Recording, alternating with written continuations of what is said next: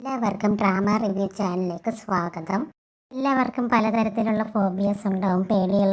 നമുക്ക് കൂടുതലായിട്ട് എക്സ്ട്രീമായിട്ട് ചില സാധനത്തിനോട് നമുക്ക് പേടിയുണ്ടാവും. അതുപോലെ ഇവൻ്റെ പേടി എന്ന് പറയുമ്പോൾ സൗണ്ടാണ്. ഇവൻ എക്സ്ട്രീമായിട്ടുള്ള സൗണ്ടൊക്കെ ഭയങ്കര പേടിയാണ്. ആ സൗണ്ട് കേൾക്കുമ്പോൾ ഒക്കെ അവന് പാനിക് അറ്റാക്ക് ഉണ്ടാവാറുണ്ട്. അവൻ ചെറുപ്പത്തിൽ അവൻ്റെ ലൈഫിലുണ്ടായ ഒരു ഇൻസിഡൻറ്റ് കാരണമാണ് അവൻ ഈ പാനിക് അറ്റാക്ക് സംഭവിക്കുന്നത്.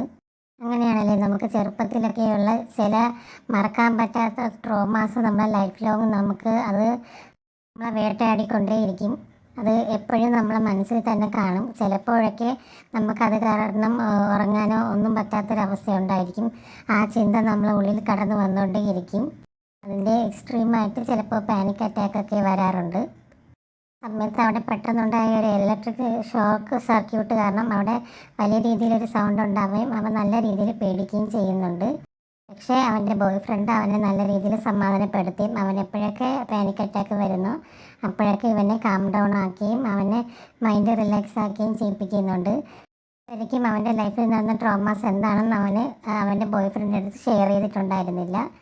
അതുകൊണ്ട് അവൻ അതിന് താല്പര്യം ഉണ്ടായിരുന്നില്ല. പക്ഷെ ഇപ്പോൾ അവൻ എല്ലാം മനസ്സ് തുറന്ന് ഇവൻ്റെ അടുത്ത് പറയുന്നുണ്ട് അവൻ എന്താണ് സംഭവിച്ചതെന്നൊക്കെ. അടുത്തൊരു വീഡിയോ ആയിട്ട് വീണ്ടും വരുന്നതായിരിക്കും. Thank you.